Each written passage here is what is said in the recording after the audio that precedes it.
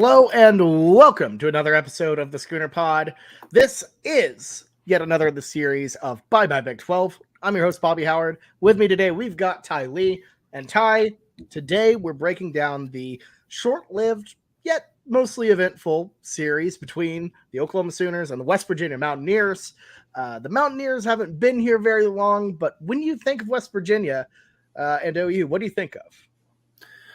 When I think of West Virginia and OU, I think of chippy games, not necessarily always on the scoreboard, but when I think of West Virginia and every year going into the West Virginia game, and I've been a not a proponent of this is not the right word, but I've been selling this storyline for a long time, and thankfully in the past couple of years I've started to get some wider buy-in in this, but this one felt like had it continued, it would have been sort of a light rivalry. I know that's kind of whatever, but this was always a game where, I mean, maybe it's just the style of player that West Virginia had and their system, but West Virginia was always very chippy, like a lot of talking, a lot of shoving, a lot of, taunting and teasing, a lot of name calling and all sorts of extracurriculars just all the time. And it was, every team has those years where they're chippier than others. The Baker Mayfield versus Kansas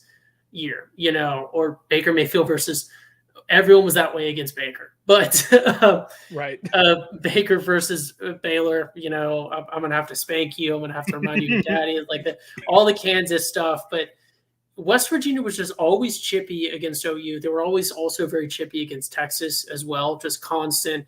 They went all in on the horns down and stuff, but they very much they cared a lot. And when someone is, talking a bunch of crap in between plays and then starting to shove you around and maybe some later hits, some stuff after the whistle, maybe some jawing.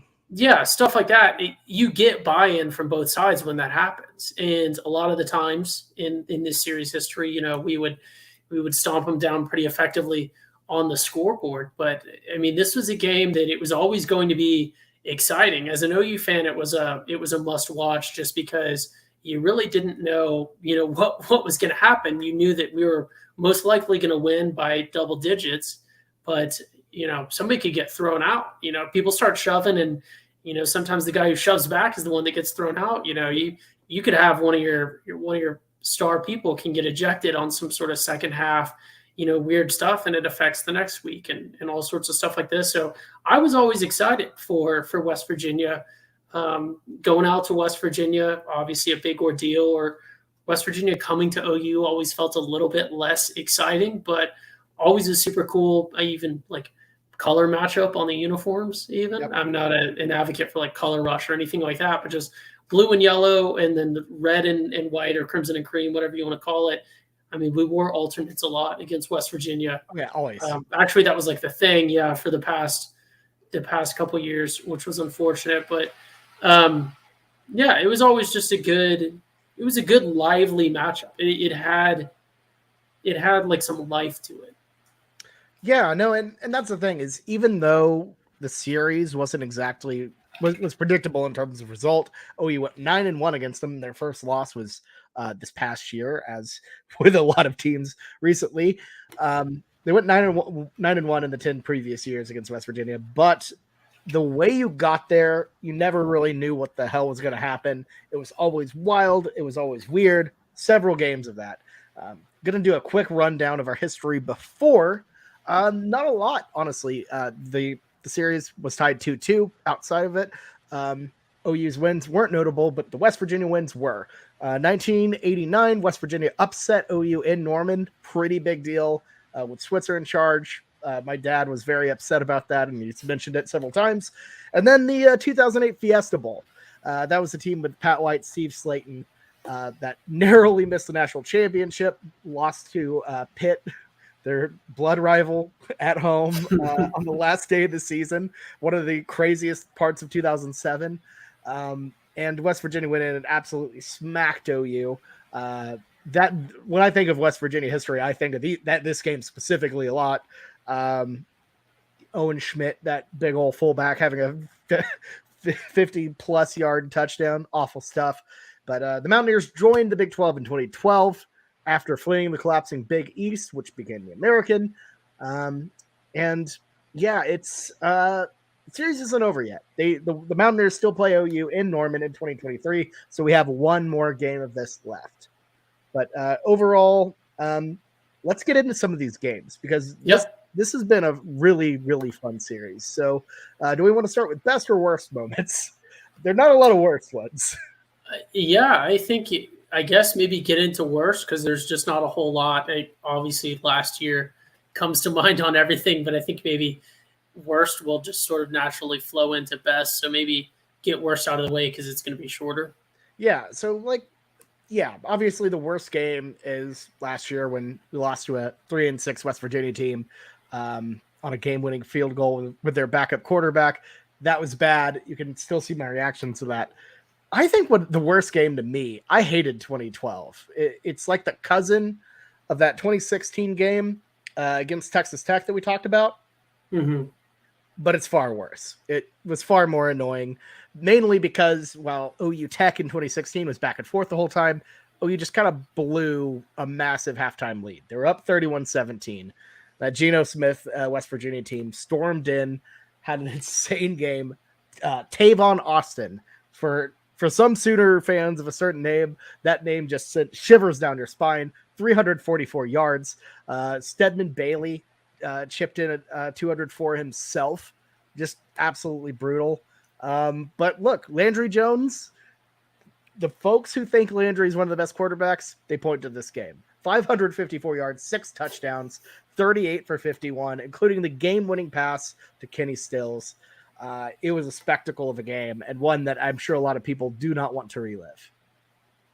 Yeah, I mean, Landry Jones had a tough situation, following right after Sam Bradford, who in his day was the guy, especially at OU football. So I think Landry Jones didn't necessarily get a fair shakedown. This game was an excellent performance. Not trying to make this a bit, but I think objectively, our current quarterback situation could not put together a Landry Jones performance in this kind of game. So I think Landry Jones easily a very good quarterback by college standards. We always talk about that OU standard at quarterback that can hurt some people. But yeah, I don't have negative. I rarely have negative memories towards a game that we win if it's an exciting one like that. So I don't necessarily have a negative memory towards that one. My biggest negative memory last year, obviously, but last year it just felt like, that was just kind of the whole year. If people were going to get their shots in, people were going to get their shots in. It was kind of a crushing loss to have the first in-conference loss against a team. Like I remember when that happened, obviously way longer than last year, but our first loss against Baylor ever was just a crushing defeat. Just because it was like, oh no, we were like 25-0 against Baylor at the time, and then finally lost one. And even though you're just dominating the series, it's just such a crushing defeat because you lose that shutout. But yeah, for me, not a Big 12 game, but that bowl game in 2008, I remember watching that I had like one of those little like TVs with like a VCR, like one of the little ones. Yep. In my room, and I remember watching that game, and it was so bad. I was like so excited. I knew we were going to win because it was West Virginia. I was like, I don't even West Virginia. Like, why are they fired their coach in the Fiesta Bowl? Or I think it was the Fiesta Bowl. It was, yeah. And we were good that year. We were good the next year too. But that was a crushing one, but not in the Big 12. So sticking with the theme, but that kind of, the fact that less than 2 decades ago, we weren't in the same conference, and that's kind of still in recent memory, kind of the most crushing loss to me, kind of speaks to this series. It was just one that it didn't necessarily have any history. Like it felt, and I don't want to diminish it because there were some exciting, fun games that we're about to get into, but with the length of this, it almost felt like an extended home and home contract situation, and that kind of neatly ties into another point that we had in the notes is it just made no sense for a regular season matchup. Either a team from West Virginia flying to Oklahoma or a team from Oklahoma flying to West Virginia. And we only had to do it once. West Virginia had to do it the entire time. I still do not understand why they're latched onto the Big 12.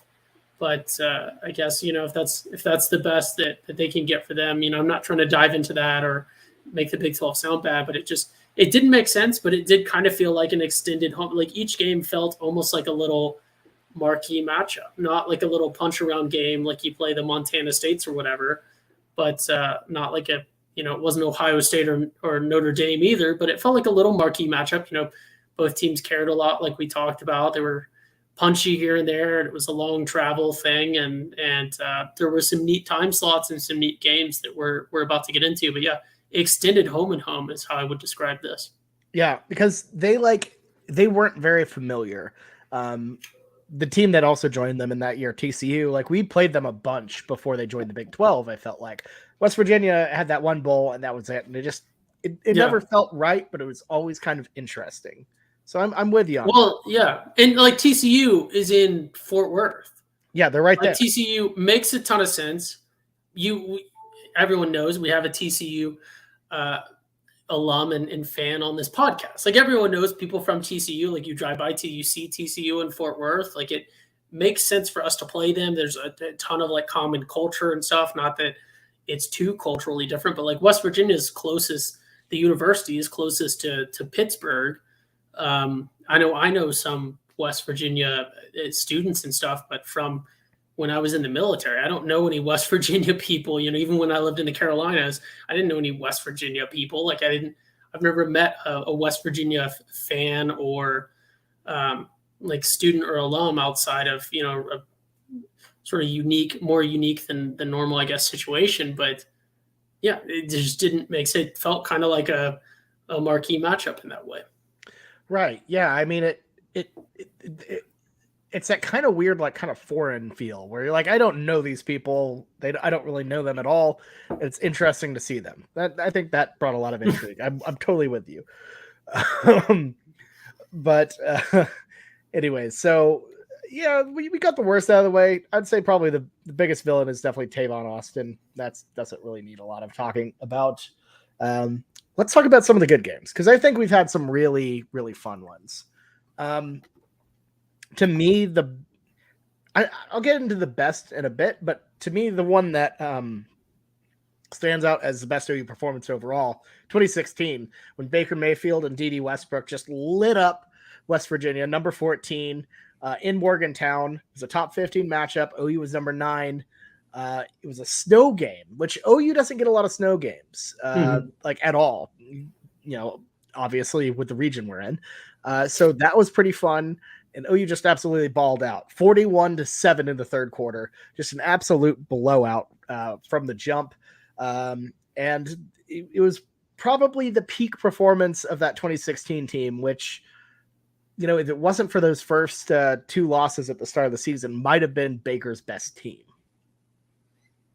Yeah, that game was just it had that sort of magical could be not Sooner magic, it wasn't a super lucky situation, but it had that sort of magical feel, like super foreign. It was super different. It was familiar yet so different for an OU fan.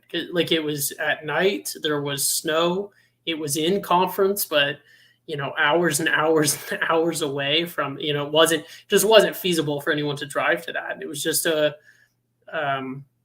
was late too. Well, obviously it was at night, but yeah, it was like the primetime game too. It was big. Yeah, it was just such a interesting. It almost didn't feel like an OU game, but it was not that West Virginia was some big scary opponent, but it was just so different, and that I guess was what West Virginia brought to the Big 12 here and there with some super different, you might get a night game in the snow, which if I remember right, I don't think that was like the forecast even all day. I think the snow came on as kind of a surprise.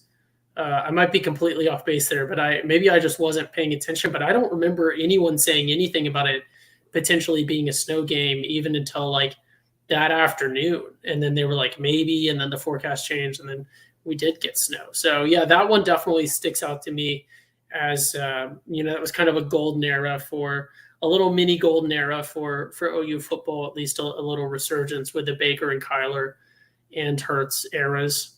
But Yeah, that was a really good one. But that's sorry, but just to finish my thought, like that's kind of what these West Virginia games are. Even the good ones, we're just recording this after we finished our Texas Tech one. If you all haven't listened to that one, definitely recommend going back and listening to that one. But like in Tech, we talked about with our most significant game, spoiler alert, was the 2008 one. And it was national title relevance. It decided more or less the Heisman.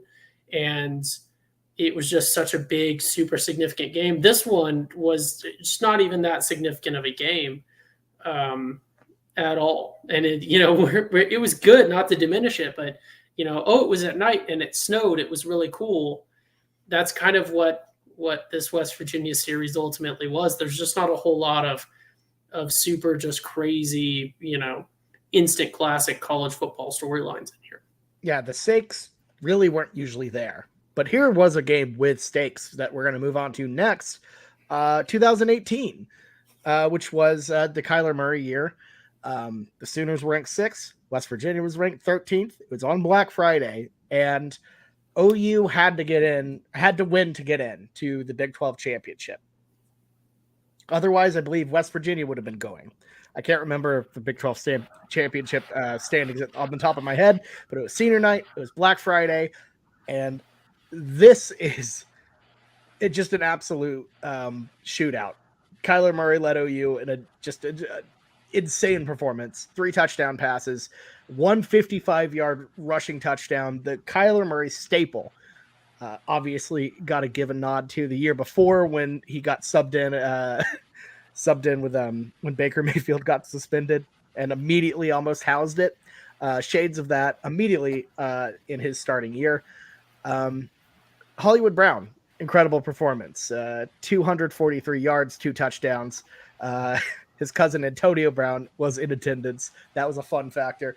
And then Kennedy Brooks with 182 yards and a touchdown. Overall, back and forth, tight game, incredible stuff. The odds were fully against OU there. They hadn't looked very good. Mike Stoops had been fired, but they gutted it out, got a crazy good win. 2 defensive touchdowns for this team. It was absolutely wild. Absolutely wild. Yeah, I remember that point specifically, your defensive coordinator getting fired and then the team immediately having, maybe it was like freak chance, but immediately having like a super significant bump in defensive performance and then getting 2 defensive touchdowns is definitely not what you want to see as that outgoing coach, for sure. Absolutely not. And I would argue this was probably Kyler Murray's like Heisman moment, or one of his Heisman moments that really propelled him to that next level, where we kind of talked about him as being the second behind Tua, and he just this was where he made that jump. It was unbelievable stuff from Kyler. For me, it's a game that we've talked about it when we were reflecting on Kyler. This is a game I think of when I think of him. Because he just was so undeniably incredible, and in a game they desperately had to win in the most hostile of circumstances. That makes sense. It was my peak of OU West Virginia for sure. The stakes were there, the performance was there, the game actually itself was there. It was just awesome. Yeah, when I think of Heisman moment, I think of 2 things. I think this was certainly, I think every player has their gets everyone to pay attention moment. I think this was his. And then I think the Heisman moment is the one where, like he's definitely going to win it. I think this one could be either, but yeah, I think you make a very good case for, you can't argue with what you just said about the stakes, especially. There just isn't another one in conference where everything lines up like that,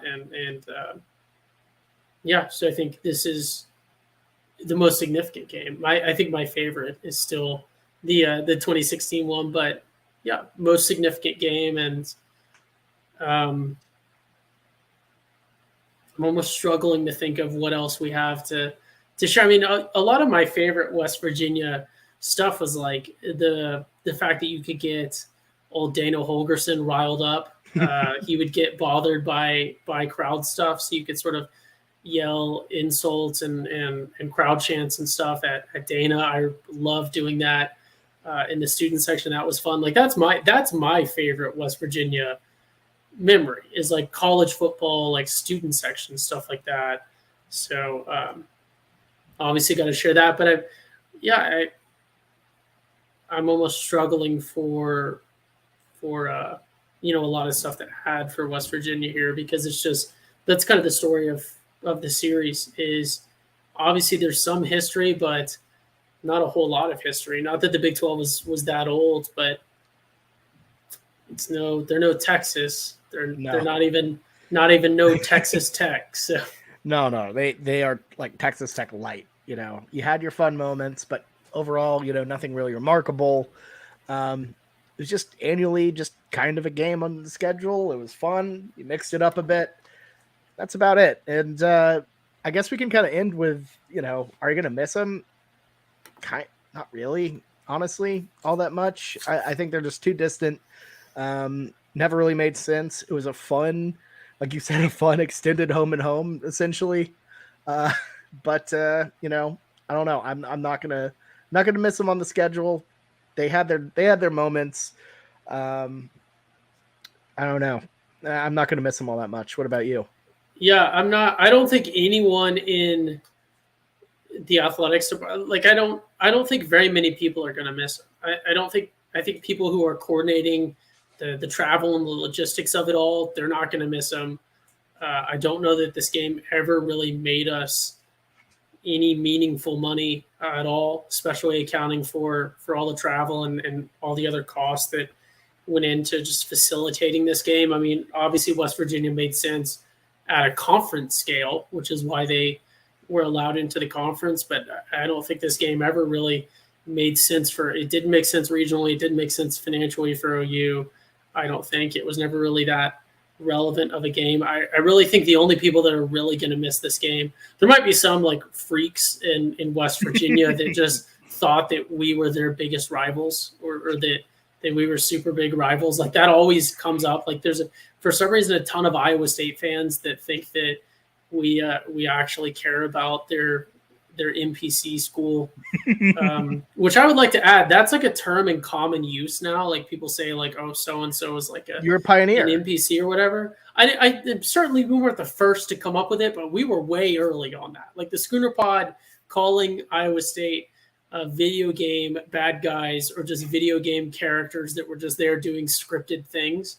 That was long before that became trendy. So maybe someone listened to us and became trendy. But West Virginia wasn't necessarily like a video game bad guy like Iowa State is. But yeah, I'm sure there's like a fairly decent OU alumni base in Pittsburgh that maybe is just devastated that they had an OU game that they could drive to at least every other year, and that's gone. But that's the only thing I can really think of. Outside of, I assume maybe West Virginia has some alumni base in like Oklahoma City or maybe Dallas that like look Texas. forward to their West Virginia game that they could drive to every other year. But now they just get to drive to Fort Worth. There are the West Virginia fan base is not at a loss. So the only people that I guess realistically would miss this game would be OU alums living in Pittsburgh who at least had one game every other year that they could drive to. West Virginia is not going to miss it either. I don't think they really like this conference all that much. All of their rivals are in different conferences. It's not fun. I don't think West Virginia is 100% the kid that had to go to like their backup school and did not really want to, and all of their friends go to another school. Like they wanted to go to the ACC and they couldn't get in. So they got into like their backup school and they're trying to pretend like they care about like going to Oklahoma State when they actually really, really wanted to go to like SMU, and they have to pretend like they chose to go to Oklahoma State and they're just on Instagram every day, seeing all their friends having fun at SMU. That's West Virginia here. Yeah, and West Virginia had to do something, or else they'd be like stuck in like Blinn College and they didn't want to. Yeah, they had to get in. Then they realized they only applied. Yeah, they're like, oh God, we only applied to one other university. It's here, or like, I don't even know what. Or we're stuck with this like crappy community college. That's it. Yeah, we just have to go somewhere. Just get out of here. And then they realized it was a horrible mistake. A couple months down the line. Yeah. That's West Virginia for you. So, yeah, that's our episode of Bye Bye Big 12 for West Virginia. Ty, I think we kind of got final thoughts out of the way, eh?